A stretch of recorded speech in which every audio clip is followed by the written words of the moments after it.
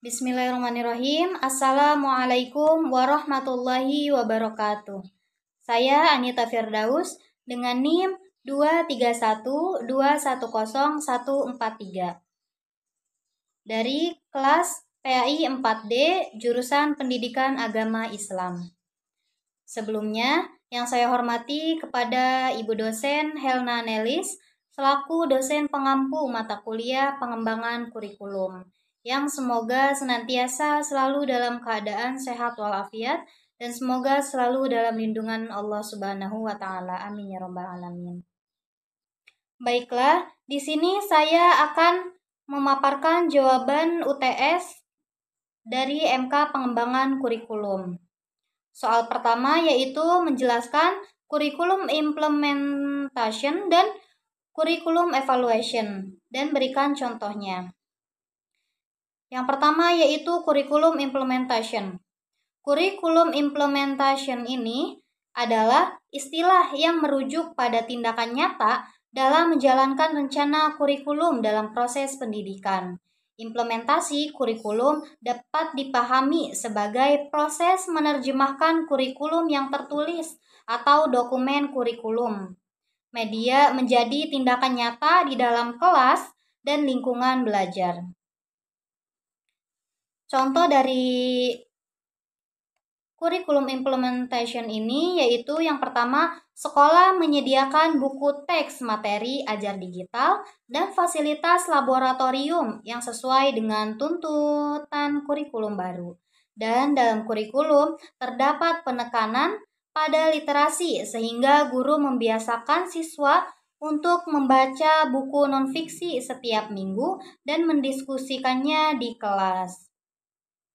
Selanjutnya yaitu kurikulum evaluation. Evaluasi kurikulum adalah penelitian yang sistematik tentang manfaat, kesesuaian efektivitas, dan efisiensi dari kurikulum yang diterapkan. Atau proses penilaian yang komprehensif dan terintegrasi terhadap tujuan, isi, dan hasil belajar siswa baik di dalam maupun di luar lingkungan sekolah. Contoh dari kurikulum evaluation ini yaitu di mana sekolah melakukan analisis hasil ujian nasional untuk melihat apakah kurikulum yang diterapkan berhasil meningkatkan kompetensi siswa dalam mata pelajaran tertentu, dan di mana tim pengembang kurikulum melakukan survei kepada guru dan siswa untuk mendapatkan umpan balik mengenai kesulitan dan manfaat dari materi ajar yang digunakan. Baiklah, soal nomor 2 yaitu menjelaskan dua bentuk pendekatan dalam desain kurikulum yaitu subject matter centered kurikulum dan interdisciplinary kurikulum, dan memberikan contoh masing-masing dan menjelaskan keunggulan dan kelemahan dari pendekatan dua tersebut. Yang pertama yaitu subject matter centered kurikulum atau kurikulum berpusat pada mata pelajaran. Dalam kurikulum berbasis mata pelajaran ini, materi ajar diatur dalam bentuk bidang studi yang berdiri sendiri. Contohnya yaitu ada mata pelajaran sejarah sendiri, geografi sendiri, kimia sendiri, fisika sendiri, matematika sendiri, dan seterusnya. Masing-masing mata pelajaran ini tidak saling terhubung saat proses belajar mengajar di kelas. Setiap guru hanya fokus dan bertanggung jawab pada mata pelajaran yang diajarkannya. Bahkan jika seorang guru mengampu lebih dari satu mata pelajaran, penyampaiannya tetap dilakukan secara terpisah. Yang kedua yaitu interdisciplinary kurikulum atau kurikulum interdisipliner. Pendekatan ini didasarkan atas pemikiran bahwa masalah-masalah dalam kehidupan tidak hanya melibatkan satu disiplin, akan tetapi memerlukan berbagai ilmu secara interdisipliner. Pendekatan ini merupakan desain kurikulum yang mengintegrasikan pengetahuan dan keterampilan dari dua atau lebih disiplin ilmu untuk mempelajari suatu topik tema, masalah, atau pengalaman. Contohnya yaitu ketika kita lagi bahas banjir. Nah, kita bisa belajar penyebab banjir dari pelajaran IPS dan IPA, cara ngitung kerugiannya dari matematika, cara bikin laporannya dari bahasa Indonesia, dan lain-lain. Guru dari berbagai mata pelajaran bekerja sama untuk merencanakan dan melaksanakan pembelajaran yang saling terkait.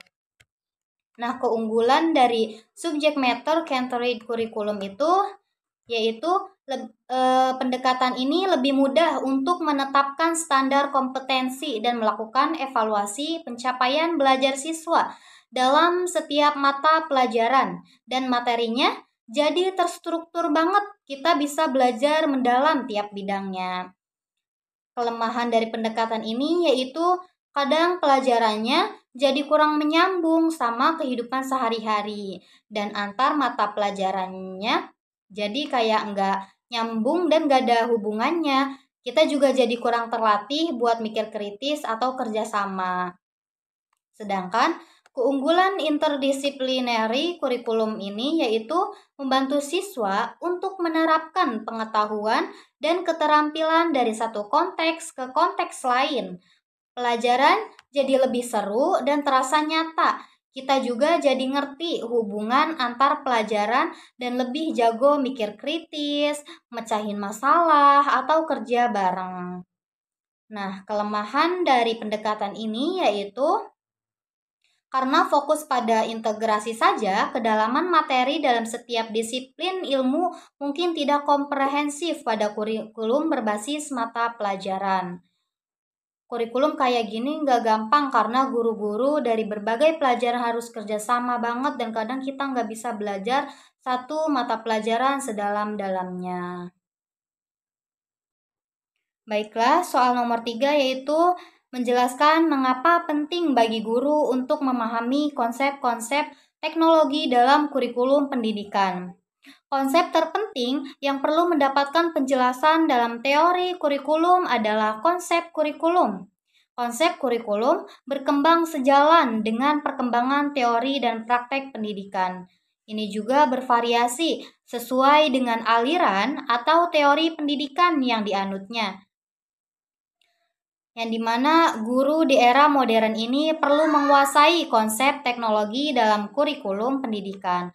Kemampuan ini krusial karena teknologi memberikan akses luas ke beragam informasi dan pandangan yang berbeda terkait isu-isu sosial, seperti rasisme dan ketidakadilan. Dengan pemahaman teknologi, guru dapat membimbing siswa untuk berpikir kritis dalam mengevaluasi informasi dan membandingkan perspektif yang beragam. Selain itu, teknologi adalah alat penting untuk mengembangkan keterampilan abad ke-21 seperti berpikir kritis, berkolaborasi, berkomunikasi, dan berkreasi. Selanjutnya, nomor 4 yaitu menjelaskan apa yang dimaksud dengan azas iptek dan memberikan contoh beserta penjelasan tentang azas iptek. Yang pertama yaitu azas iptek dalam pengembangan kurikulum merujuk pada prinsip bahwa kurikulum harus senantiasa relevan dan adaptif terhadap pengembangan ilmu pengetahuan dan teknologi atau iptek. Hal ini berarti bahwa materi pembelajaran, metode pengajaran, serta alat dan sumber belajar yang digunakan dalam kurikulum hendaknya mencerminkan kemajuan dan inovasi terbaru dalam berbagai disiplin ilmu dan teknologi. Dan contoh bagaimana azas iptek diterapkan dalam pengembangan kurikulum yaitu yang pertama, konten kurikulum yang selalu diperbarui. Kurikulum tidak lagi statis, melainkan terus diperbarui dengan penemuan dan informasi terbaru dari bidang ilmu pengetahuan dan teknologi. Contohnya yaitu materi tentang tata surya kini mencakup informasi tentang planet kerdil dan ekoplanet planet seiring dengan kemajuan astronomi. Yang kedua yaitu pemanfaatan teknologi dalam pembelajaran. Proses belajar mengajar kini memanfaatkan berbagai alat teknologi seperti platform daring, aplikasi interaktif, simulasi, dan video. Tujuannya adalah membuat pembelajaran lebih menarik, personal, dan memberikan akses ke sumber belajar yang lebih luas. Dan yang terakhir yaitu pengembangan keterampilan abad ke-21. Kurikulum yang mengintegrasikan iptek membantu siswa mengembangkan kemampuan penting seperti berpikir kritis, memecahkan masalah, berkreasi, berkolaborasi, dan memiliki literasi digital yang baik. Selanjutnya, soal nomor 5 yaitu menjelaskan apa saja prinsip-prinsip umum dan prinsip-prinsip khusus dan berikan contoh konkret tentang prinsip kontinuitas dalam pengembangan kurikulum. Yang pertama yaitu prinsip-prinsip umum. Prinsip umum dimaknai sebagai prinsip yang harus diperhatikan untuk dimiliki oleh kurikulum sebagai totalitas dari gabungan komponen-komponen yang membangunnya. Ada beberapa prinsip-prinsip umum ialah diantaranya yaitu yang pertama prinsip relevansi. Relevansi memiliki makna sesuai atau serasi. Jika mengacu pada prinsip relevansi, setidaknya kurikulum harus memperhatikan aspek internal antara komponen kurikulum, tujuan, bahan, strategi, organisasi, dan evaluasi. Sedangkan dari eksternalnya yaitu relevansi epistemologis, relevansi psikologis, dan relevansi sosiologis. Yang kedua yaitu prinsip fleksibilitas, yang dimana pengembangan kurikulum bertujuan untuk menghasilkan kurikulum yang fleksibel dalam penerapannya. Kurikulum harus memiliki keluasan dan memungkinkan adanya penyesuaian berdasarkan kebutuhan dan karakteristik peserta didik serta konteks lingkungan belajar. Dan yang ketiga yaitu prinsip kontinuitas, yakni adanya kesinambungan dalam kurikulum baik secara vertikal maupun secara horizontal. Pengalaman belajar yang disediakan kurikulum harus memperhatikan kesinambungan baik yang di dalam tingkat kelas, antar jenjang pendidikan, maupun antar jenjang pendidikan dan jenis pekerjaan. Selanjutnya yaitu prinsip efisiensi adalah salah satu prinsip yang perlu diperhatikan dalam mengembangkan kurikulum sehingga apa yang telah direncanakan sesuai dengan tujuan yang ingin dicapai. Jika sebuah program pembelajaran dapat diadakan 1 bulan pada satu waktu dan memenuhi semua tujuan yang ditetapkan, itu bukan halangan. Dan yang terakhir yaitu prinsip efektivitas, yang dimana prinsip ini mengembangkan kurikulum pendidikan perlu mempertimbangkan prinsip efektivitas. Yang dimaksud dengan efektivitas di sini adalah sejauh mana rencana program pembelajaran dicapai atau diimplementasikan. Dalam prinsip ini ada 2 aspek yang perlu diperhatikan, yaitu efektivitas mengajar guru dan efektivitas belajar siswa. Selanjutnya yaitu prinsip-prinsip khusus.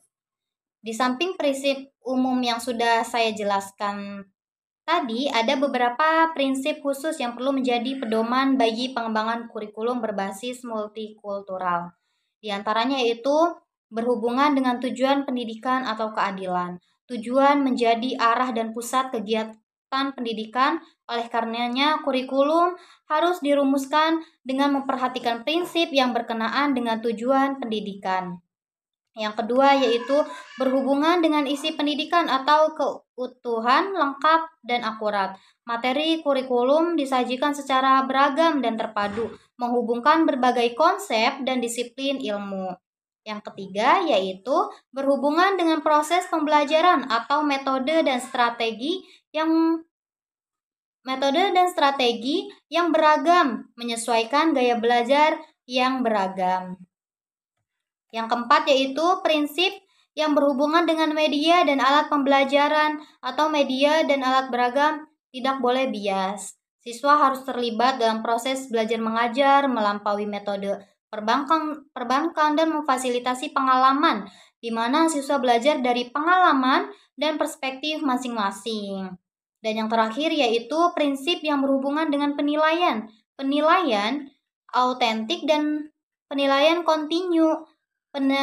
Penilaian ini tidak boleh seragam. Hal ini mengingat masing-masing peserta didik memiliki perbedaan di dalam bakat, minat, kemampuan, kebutuhan, agama, ras, etnik, dan perbedaan lainnya. Selanjutnya yaitu contoh konkret tentang prinsip kontinuitas dalam pengembangan kurikulum. Kesinambungan dalam kurikulum sangat penting, baik secara vertikal antara tingkat kelas maupun secara horizontal atau antar jenjang pendidikan. Kurikulum harus disusun secara berkelanjutan dengan memperhatikan kesinambungan antara mata pelajaran di jenjang pendidikan yang berbeda. Hal ini berarti materi yang diajarkan di tingkat sebelumnya harus terkait dengan materi yang akan dipelajari di tingkat berikutnya. Contohnya yaitu kurikulum matematika di sekolah dasar memperkenalkan konsep dasar aritmatika yang kemudian dikembangkan menjadi aljabar di tingkat sekolah menengah. Mungkin itu saja yang bisa saya paparkan dari jawaban saya. Kurang dan lebihnya mohon maaf. Wassalamualaikum warahmatullahi wabarakatuh. Terima kasih.